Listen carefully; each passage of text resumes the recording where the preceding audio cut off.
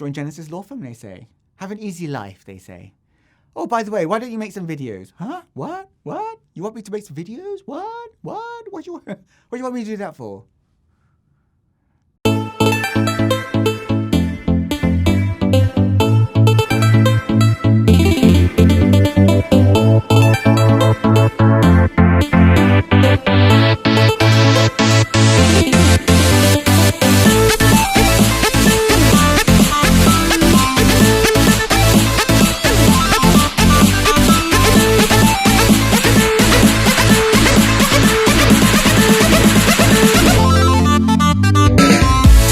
Alright, so this section is just for our foreign professional gamer friends. So if you are legally entitled to live in America, feel free to skip this section.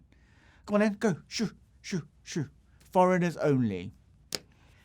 If you are still watching this, I am assuming you are not a permanent resident or citizen of the United States. So here's the deal.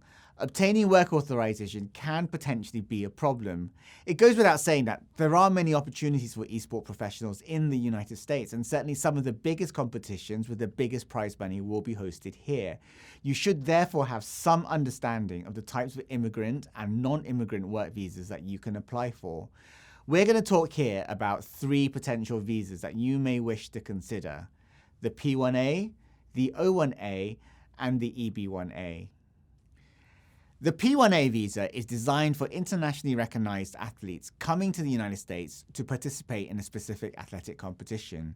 Yes, increasingly, the United States does recognize esports players as athletes.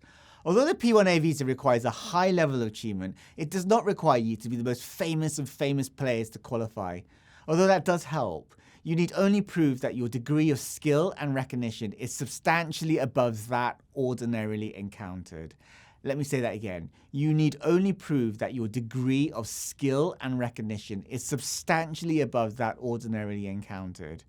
Showing that your achievement is renowned, leading, or well-known in more than one country is sufficient to fulfill this requirement.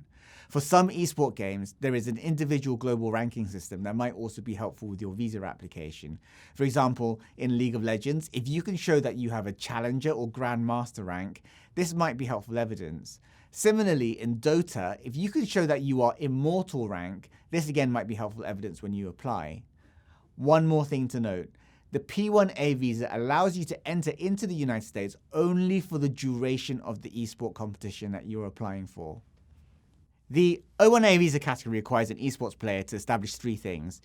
Number 1, you have a job in the US. Number 2, you have extraordinary ability. And number 3, you are coming to the United States to continue work in the area of your extraordinary ability, which in this case is playing computer games. Obtaining an O1A visa allows you to live and work in the United States for a period of 3 years and can potentially be extended.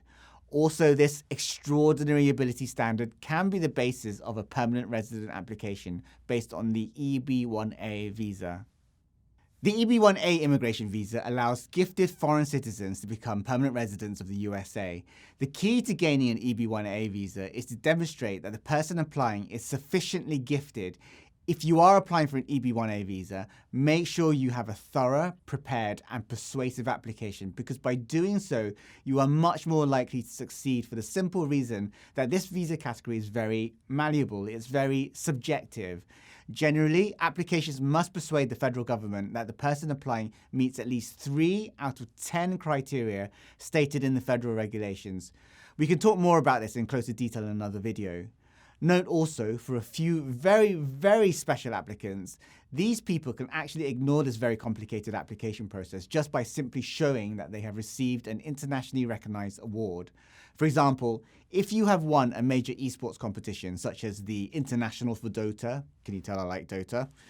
That would certainly help your case.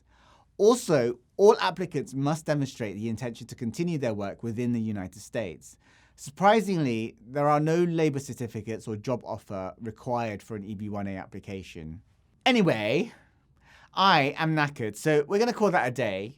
Thanks for watching. You've been watching Lemmy, and this is Esports and the Law. Live your life and do what you got to do. See you soon.